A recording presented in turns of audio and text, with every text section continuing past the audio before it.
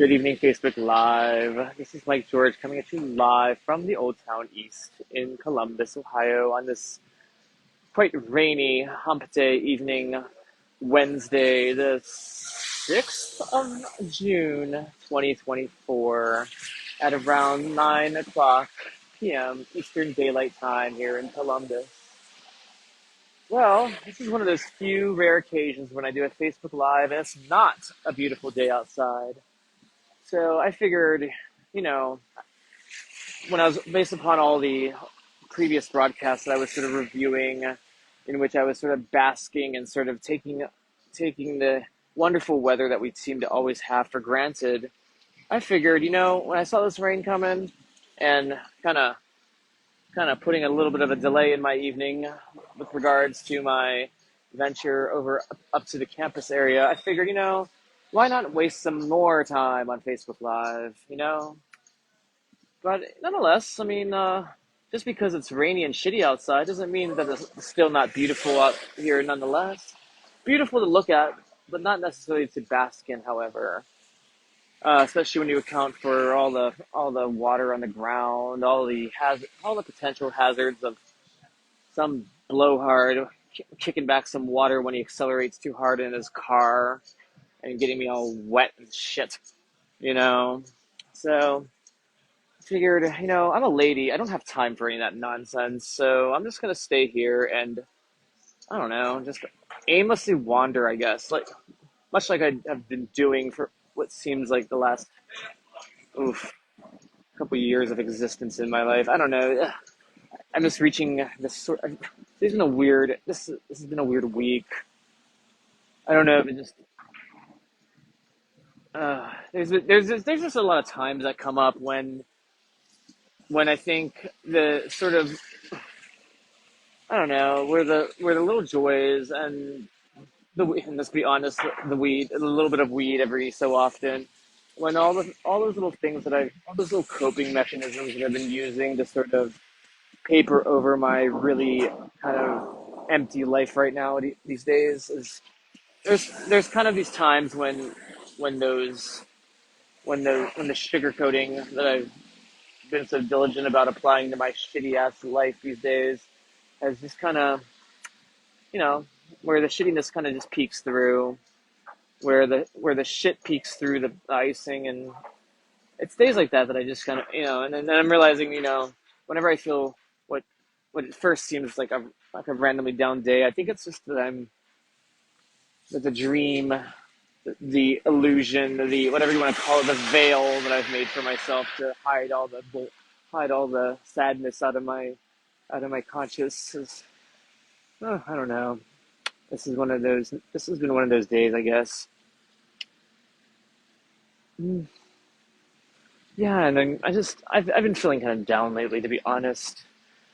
And shoot, I don't know. I guess I guess I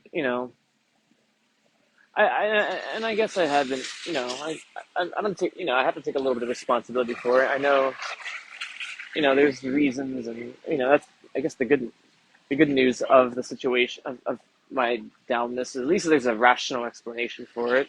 At least it's not just like that I feel randomly sad with no explanation, with no explicable reason or sort of solution, I guess, if you will.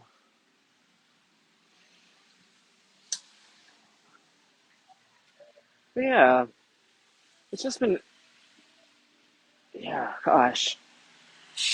I guess I've just been kind of reflecting and sort of realizing the lengths to which I've been really sort of hiding a lot of the reality of the situation from myself. Things like Wanda and things like, I don't know, just random things that I was sort of using to make myself kind of get through these days. But yeah, I know I probably sound really upset and whatever, but well, these days happen every so often, and oh yeah, I was this year in the fall is my high school class reunion. 10th, oh gosh, the 20th anniversary. Fuck me. 20th anniversary of graduation, I had this funny sort of thought experiment slash idea. I was kind of reminiscing with Lindsay Amos, who we were co-valedictorians of our class, and also voted. I was sort of reflecting back on high school a little bit, just with the 20th anniversary of our 20th anniversary class reunion coming up, and just sort of laughing my ass off at the fact that I was voted most likely to succeed in my class. Which I don't know. I have to admit, like after after being homeless for like a year and a half, and I just can't help but like look at that and kind of laugh my fucking ass off, and just think in my head um, as to my goodness, I have let my class down, girl. I have let the Steubenville High School class of 2004 down, and shoot, yeah. I never wanted to be like one of the, I don't know, like it wasn't that long ago that I was one of these kind of bougie, successful cliches, and I hated it. And I can't tell now whether I hated that state more or this state now more. Obviously, I guess I shouldn't say obviously, but I mean, I suppose like the solution as usual lies somewhere in the middle, and as with any sort of question like that, usually the quest to find that sort of sweet spot between not being an utter cliche on either side is kind of that's kind of what becomes the adventure of life, I suppose. And I don't know. Honestly, I'm exhausted by the adventure. It used to be fun. It was cute for like the first like I don't know 6 months. Now it's just wearing on me, and I'm like, oh, fuck, man. I'm just like realizing I'm 38 years old, and this is not. This shit's getting real old real fast. And I know it should have gotten old. I know I mean, it really got old for me like a year ago. And I'm just looking at the calendar and I'm looking at the months go by and just sitting here thinking, my God, I'm still in this state. And and I can't complain. I mean, because I honestly haven't done shit about it. So I can't like really complain that I've tried and failed. Uh, I just, I don't know. I don't know anymore. I'm just kind of in this wandering state of I don't know what the fuck anymore. And I don't know. I mean, something I was this is gonna sound whatever, but one thing I guess that I am sort of proud of in a fucked up way is that I've made it through like this year and a half of being on the streets and shit without like ever succumbing to the feeling of wanting to kill myself. I know that's like such a sad, sad thing to be proud of. Yeah, it is. It really. And then like, man, it's not even like fucking. I mean, whatever. Uh, you know, I was reflecting on some of my Facebook lives about, when I talk about humility and being humbled and kind of coming down from your little pedestal and shit. I feel like by now I haven't. I kind of almost forget what the top of that pedestal even what it even feels like anymore because it just at a certain point it just feels like this has become normalized.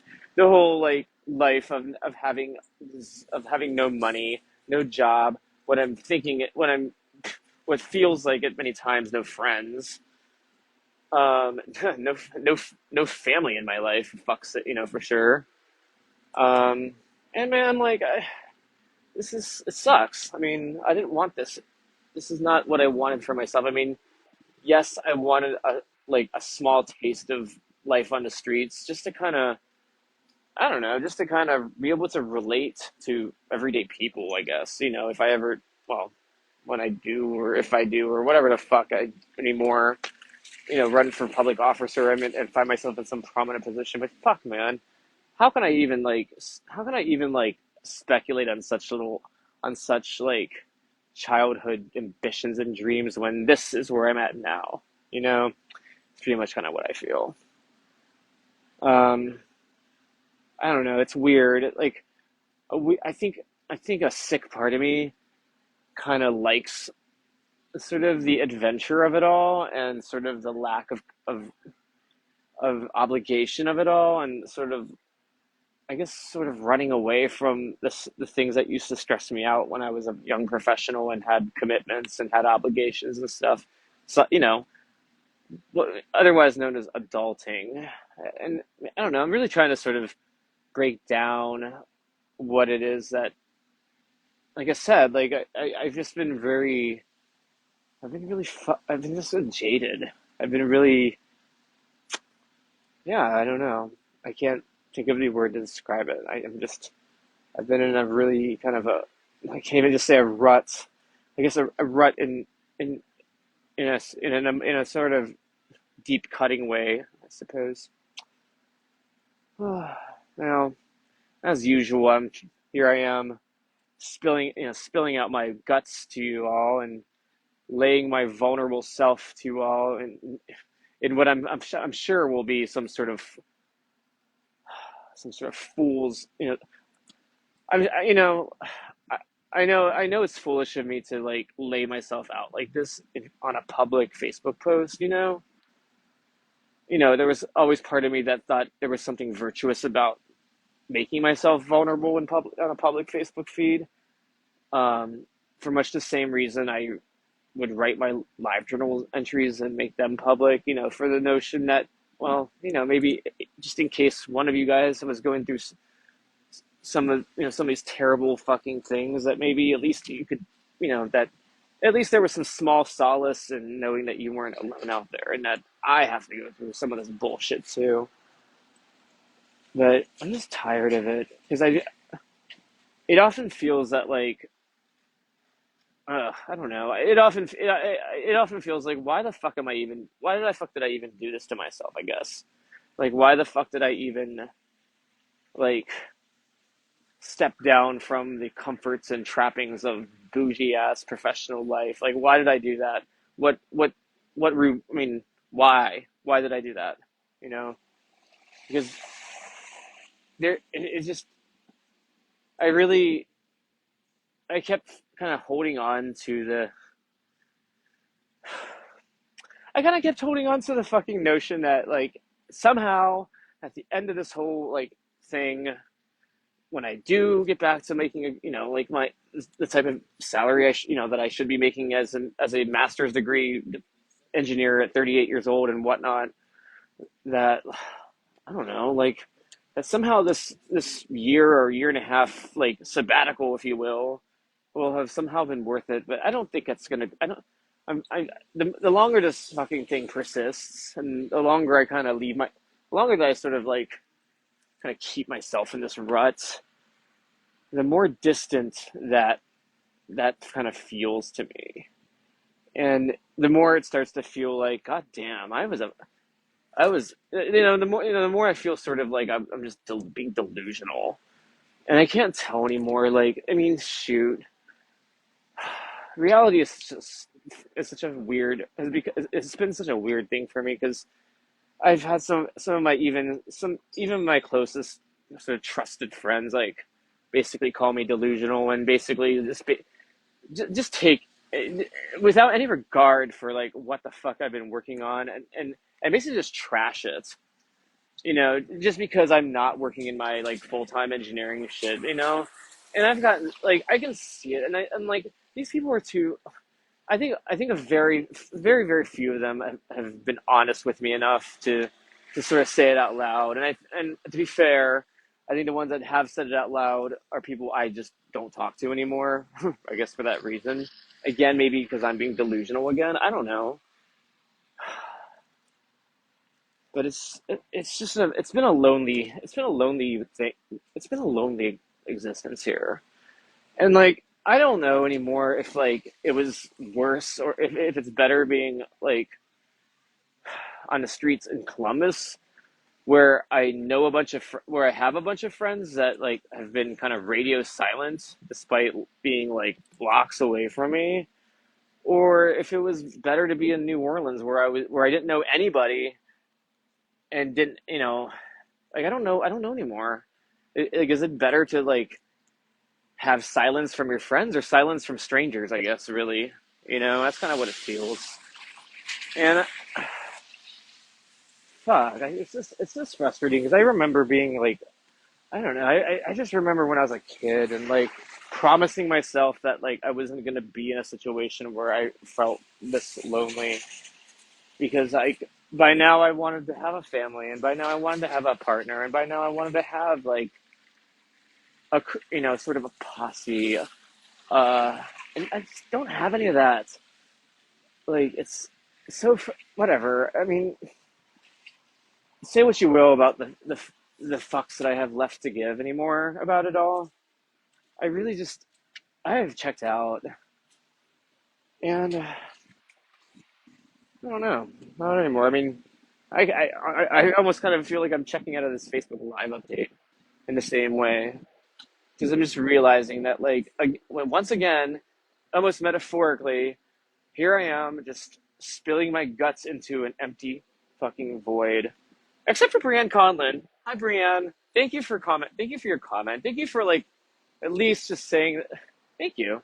Keep your head up. I'm not bored with my field. That's the funny thing. Like I love my field. And that's kind of the I don't know. I guess that's a little bit I guess that's kind of one of the inexplicable parts of this whole thing is that like I'm not like I'm not at all tired of. I still believe in the mission of what I studied. Of renewable energy and sort of making the grid cleaner and greener and less reliant on fossil fuels. I mean, fuck. Of course, I'm still in that. I'm in that. My skin is still in that game. Um, I guess like I don't know. Fuck. I guess there's. I know so many other people that are playing that have their skin in the game, and I I don't know. It always I guess part of what I convinced myself was that there's there's ways I can be more effective than just being an engineer building windmills. Not that of course that not that that's obviously an unvirtuous thing. I just good night, Brianne. Yeah, it's really nice to hear from you, Brianne. Thank you for leaving your comments. Oh, thank you for that. Thank you for that offer. Oh, if I'm goddamn honestly, I haven't even I can't even. It's been months since I've even applied for like my last. I've been kind of. I have been kind of checked out of the world of utilities and like my typical sort of haunts of electrical engineering jobs and that like I really I don't know I just haven't been in like it's weird if I do go back into the utility industry I want to be a fucking like manager or something like I don't want to have gone through this whole thing and not have a sort of a growth vector from this, because part of the motivation behind leaving my last job, my Coleco job in Louisiana, was that I wanted to do leadership. I wanted to sort of build something fucking finally. I didn't want to just work at a desk. I wanted to build something that was my own. And maybe it was selfish of me. And maybe looking back, I should have really made it more. Maybe I really should have invited more people into the process. I thought I did. I'm pretty sure I did. I'm not gonna try to, I'm not gonna beat myself up over because I'm pretty sure I sort of reached out to a lot of people to help me with this thing and nobody stepped up and yeah, I'm not gonna, no, yeah, I'm not gonna kick myself. I'm not gonna kick myself because other people failed to step up. No, I don't think so. And I think I'm being fair when I say that, you know, I think I am. Oh, nice to hear from you, Brianne. It's so funny, like it's so funny to see like kind of what has changed in the 20 years since we graduated, and what hasn't changed. Um, like I still find shoot, I, I still. I guess I'm just thinking about some of the funny little. I feel I'm sorry. I'm sorry for singling out Heather Smoker, but she was in our class too, and I still like find myself sort of like uttering some of the stupid little catchphrases from high school from my senior year. Like he's teaching, we need to be quiet, or silence means be quiet. That's my favorite. Is silence means be quiet. That was another Heather Smoger classic line that very simple notion just carries a very, sort of very universal significance. And shoot, like another person that had been on my mind a little bit, and I'm just gonna maybe I'm just like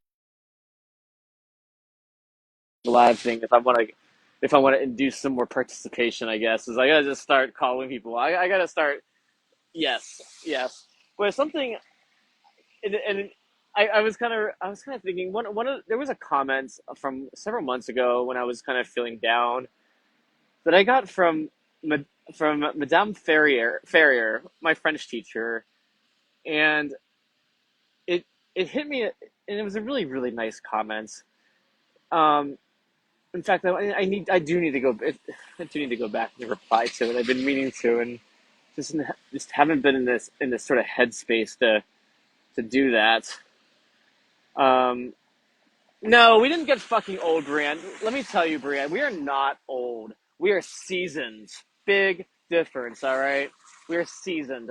Old is something, and many of you guys have probably heard me say this already. It's one of my sort of recurring catchphrases, but old is something. Old is the state of mind at which your curiosity about the world around you is utterly gone. That is what being old specifically means. And I've been there. Maybe I'm even there now. I don't know. I'm not sure anymore. I mean, I'm definitely not as deep into that oldness mindset as I was when I turned 30. Um, and also like in 2020, which is when I was 34. Um, I think I'm able to sort of catch myself from being, I think I'm able to sort of lift myself out of that mindset. And you know what it is that does that? Honestly, I mean, and there's lots of things, but one big thing that helps lift me out of that sort of old mindset and sort of makes me find joy in the world a little bit is children, kids. And I, kids are refreshing, and it's inspiring sometimes to sort of see their take on some of the shittiness that we've left behind for them. Um, and and of course, it makes me. It sort of, yeah, it does. I find myself inspired by kids often, especially a lot of this generation that had to live through 2020 and live through the sort of oof. I couldn't imagine like being a kid in 2020 and like having that lost year, having that lost year of school, for instance. Like I couldn't imagine that. Yeah, that's things like that are what these kids are going through, and yet, and of course, when you're a kid, you don't know any better. I mean, that's sort of the wonderful thing about being a kid. Like you have no reference point. You have no you don't have you're not as entrenched in your biases. I mean, that's almost kind of the essence of what childhood is. It's sort of the fresh slate, of being able to traverse life without the trauma, without the bias, without the experience and wisdom and so forth too.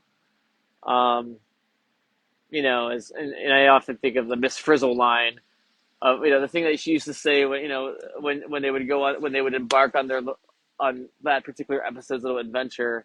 We're gonna fuck up, we're gonna make mistakes, and we're gonna get messy, something like that. I can't exactly remember the expression, but just sort of the fearlessness of just jumping into something and not giving a fuck about the clusterfuck that might sort of ensue, um, or at least not like, or maybe just being unaware of it. I don't know. Maybe it's sort of the blissful ignorance of it all as well. The blissful ignorance and sort of the innocence of it all, I guess. But yeah, it's sort of seeing and that's and maybe this is sort of why a lot of you guys love have had, maybe that's kind of sort of the universal joy of having a kid is sort of being able to. see the world through their eyes, and kind of almost kind of resetting the clock a little bit as far as as far as just being sick and tired of the world, I guess. Otherwise, um, but yeah, like and I don't want to even go into that subject too hard because I just part of me is sad that I'm 38 years old and still haven't and I'm still not even close to to having a child. Like that's such a that's such a remote thing. Uh, and then just above on top of that, like I haven't even I've been sort of I mean, fuck, I've just been estranged from everybody. I haven't talked to any of my family in at least a year. Not even like and my mom. I haven't talked to my mom. I know that's something that really makes me really sad. Whenever it's making me sad right now, actually a little bit. But is my mother? I didn't even call her for her birthday on May 1st, and I didn't even call her for Mother's Day. Like it's and I don't have her number. I don't even have her contact info anymore. I tried. I mean, I suppose I could try harder. I I yeah. Um, but I hope she's okay. Um, I really yeah. I hope she's okay. I think she is. I choose to believe that she is. But yeah,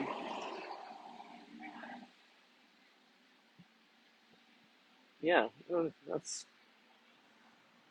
That's all I can say really right now. I'm just yeah. Man, this is such a departure from my from what what often feels like I just kind of just talk and talk and talk. So, Brianne, thank you for kind of like making this a little bit of a dialogue instead of yet another Mike George monologue of me just riffing into the void. Thank you, Brianne. It's nice to hear you. Nice to hear your voice in the Facebook comments. Um, yeah, I definitely. I mean, adoption is definitely like something I want to do. I've obviously heard this argue. There's a lot of unwanted kids that want to adopt it, but also like I'm an only child. The selfish part of me wants and I feels a little bit obligated to bear a biological kid, preferably a girl. I would love to see what a like. I would love to have a daughter. I would love for my one biological kid to be a daughter. Um, and I'm probably a little bit because I always wanted a sister when I was a kid. It was just that was kind of part of the loneliness of being an only child growing up. Is I and it was even like even so far as the sort of I kind of made myself up. I sort of had conjured up an imaginary big sister for myself, which is I don't know how often that people do that, but it was kind of one of those things that like felt absurd, so I never really told. I mean, I never really like talked about it to anybody because I'm sure that would have been like I'm sure I would have gotten made fun of it like and I'm sure you would have made fun of me for that, Brienne. Rightfully so. But no, just because of how much fucking hell I gave you, when as we discussed before when we were in elementary school and shit. Uh, but I don't know. I've been in a weird headspace, and maybe I just need to smoke some weed today. I haven't actually smoked any weed in a few days, so maybe we can attribute a little bit of that to that. But we can also, I mean, if I got to do better. I know that, I know that I need to do better. I need to live up to that version of Mike George in 2004 that was voted most likely to succeed. You, you fools! You should have voted for Adam Radokovich. God damn it, you fools! You made the wrong choice. I'm sorry. uh,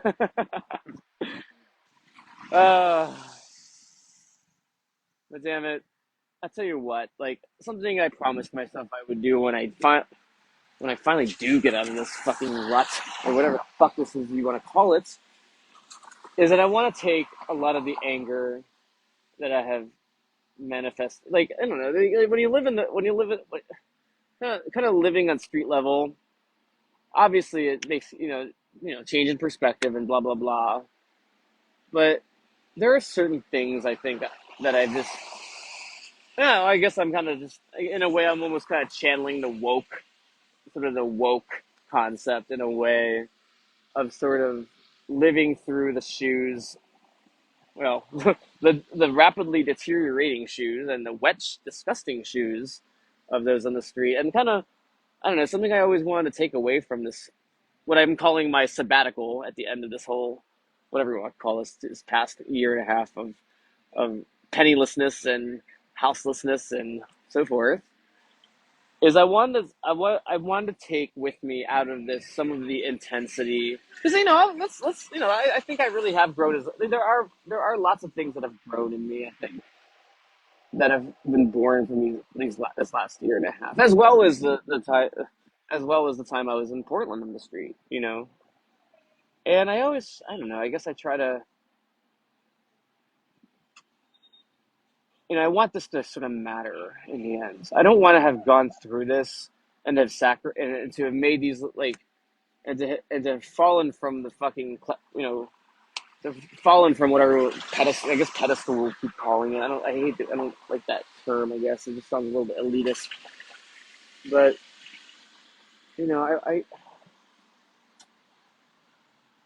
I want to take with me the pain and the anger from the people on the street that I've gotten to talk to, and the joy. Not just the negative stuff, but it always felt like at times that I was in a bubble, and that I never really knew what oppression was like, or I never really knew what, like, that there was always that, like, sort of layer of privilege that I had. So what I did, I cut the cord of that privilege and plummeted myself down to down into the valley below, um, which I don't know if that's the right way to think about it, but fuck, I don't know, meow. So, anyways, I feel like this is like the third Pride in which I have reflected on the notion of, what the fuck are we proud of? like, what have we accomplished here as a queer community in the last few years that we have to be proud of? I can't think of anything. Can you? And I definitely can't think of anything individually for myself. So, happy Pride. Go ahead and find a stripper and have your way. But at the end of the day, I think we should also be taking stock, and maybe even, dare I say it, be a little bit humble. Of course, humility, by almost by definition, doesn't lend itself to a parade. So you kind of end up with pride gets all the parades. What does humility get? The losers, like me. So on that note, Facebook Live, happy Pride. And, remember that pride's a sin, but nonetheless, indulge in it a little bit, and definitely, like, be proud of who you are. Obviously, that's, I think, sort of the essence of what pride was designed to be. But I think if you're gonna be proud, let's also be a little bit humble, huh? All right.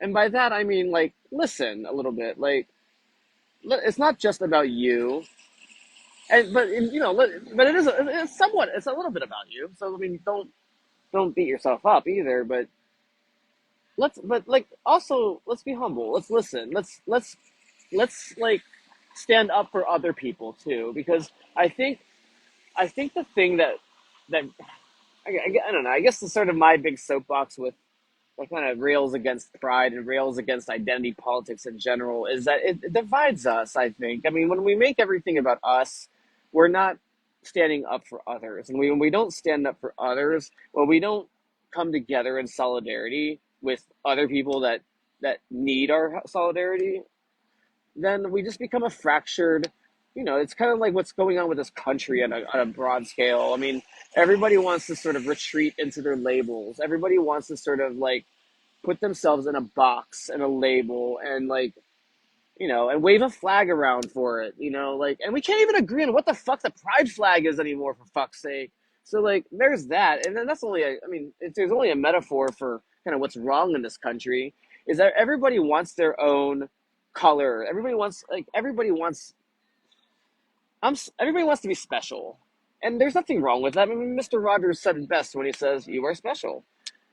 And I don't think that specialness is a sort of a fixed pie that that's in which, like, just because if I'm special, that somehow deprives you of your specialness. No, no, no, no, no. I mean, I don't think special.